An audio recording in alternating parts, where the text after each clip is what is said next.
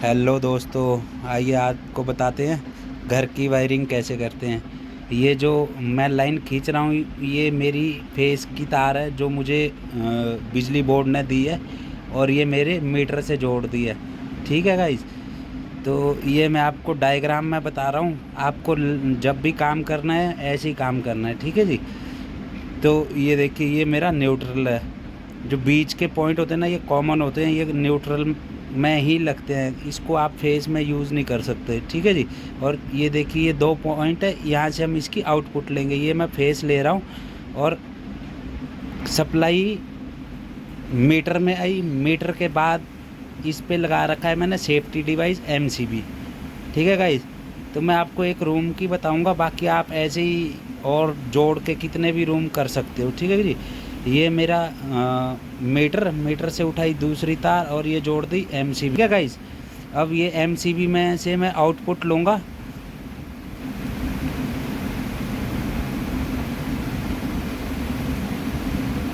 MCB से output लेंगे,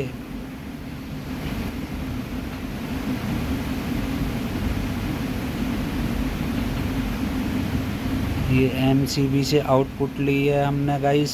अब इसे ले जाएंगे हम अपने बोर्ड में, जो कमरे में एक्सटेंशन बोर्ड लगा होगा बाकायदा। देखिए गाइस, ये मैं सीधा आपको कॉपी के ऊपर बता रहा हूँ। अगर आपको ये कमरे में करना है ना, तो आपको बाकायदा जो आपने पाइपें डाली है, जो रूटिंग है, उसके हिसाब से डालना है, ठीक है। ये आपको सर्किट डायग्राम समझाने की कोशिश कर रहा हूँ, ताकि कोई किसी को दिक्कत हो या कोई नया ये काम कर रहा हो उसे ना समझ आता हो, तो शायद मेरे समझाने से इस तरीके से उसे समझ आ जाए। देखिए गाइज, मैं ऊपर से फेस लिया एमसीबी से, और ये देखिए बोर्ड में ले आके बोर्ड के सभी स्विच में शॉर्ट कर दिया है, ठीक है गाइज। अब हम न्यूट्रल लेके आएंगे और न्यूट्रल को भी डिवाइड करेंगे इन सब के साथ, ठीक है जी। तो न्यूट्रल की तार लाया मैं, और ये एक पंखे के साथ जोड़ दी, ठीक है गाइज। दूसरी लैंप के साथ, और तीसरी ट्यूब के साथ, ठीक है गाइज। तो अब इसके करते हैं कंट्रोलिंग के कनेक्शन। अभी हमने न्यूट्रल इनको डायरेक्ट दे दिया है, ठीक है गाइज। तो अब सबसे पहले पंखे को जोड़ते हैं रेगुलेटर के साथ। पहले आपको रेगुलेटर के कनेक्शन बताते हैं कैसे होते हैं। देखिए गाइज, रेगुलेटर में 2 टर्मिनल हैं, एक ये, ठीक है जी। इसे 2 वायर मान लीजिए, रेड और ब्लैक। तो इसे अब जोड़ना कैसे, देखिए ये जो मेरा साथ वाला स्विच है ना, इसमें से फेस उठा के आप इस तरह से रेगुलेटर में दे दीजिए, ठीक है जी। जो अब रेगुलेटर की आउटपुट है, इसके साथ आप पंखे की वायर जोड़ोगे। ये चीज़ आपने ध्यान रखनी है। ये पंखे के लिए फेस दे रहे हो आप, तो आपका रेगुलेटर इसे कंट्रोल करेगा, इसकी स्पीड को कंट्रोल करेगा, ठीक है गाइज। और अगर आपको पता होगा, जो ये देखिए तार के ऊपर से ले गया ना, तो बाकायदा सर ने इसमें आपको ड्राइंग में भी बताया कि इस तरह से ऊपर से, अगर किसी के ऊपर से वायर क्रॉस करते तो इस तरह से बनाना चाहिए, लाइक दिस, ये वाला चीज़, ठीक है गाइस। कभी डायग्राम बनाओ, कोई वायर एक दूसरे पर से क्रॉस हो रही है तो इस तरह से क्रॉस करना होता है इसे, ठीक है जी। तो ये फ़ैन की रेगुलेटर से कंट्रोलिंग हो चुकी है। ये स्विच है और ये इसका रेगुलेटर है, ठीक है गाइस। अब आगे चलते हैं बल्ब पे, रूम लाइट पे। मतलब रूम लाइट को हमने न्यूट्रल, देखिए गाइस, डायरेक्ट दे दिया था। इस तरह करने से हमारी वायर बहुत कम लगती है, ठीक है जी। और ये सेकंड स्विच था जो, उससे हमने कर दिया है बल्ब कंट्रोल। अब तीसरे से करेंगे ट्यूबलाइट, ठीक है गाइस। और ये एक रूम में लगने वाले इक्विपमेंट के बारे में बता रहा हूँ मैं आपको, ठीक है जी। ये फेस और न्यूट्रल दे दिया हमने ट्यूबलाइट को, ठीक है गाइस। अब बची हमारी सॉकेट। सॉकेट के कनेक्शन कैसे करने, देखिए सॉकेट में 2 टर्मिनल है, एक फेस एक न्यूट्रल। इस पे लिखा भी होगा P और N, या L और P, L N ऐसे लिखा होता है, ठीक है गाइस। तो अब हम इसे जोड़ते हैं, कनेक्शन करते हैं अपनी सॉकेट के। हमने कहीं से भी उठा सकते हो आप न्यूट्रल सॉकेट के लिए, ट्यूब से, बल्ब से, फैन से, जहाँ से आपकी वायर कम लगे आप वहाँ से उठा के न्यूट्रल को अपने सॉकेट के साथ जोड़ें। ठीक है गाइस, अगर आपको ऐसे नहीं सही पड़ता है, आपको एमसीबी से फेस सीधा ले आके आप सॉकेट में भी जोड़ सकते हो, वहाँ से सबके साथ डिवाइड करना है न्यूट्रल को। बट जो मैंने आपको बताया वो सबसे आसान तरीका है।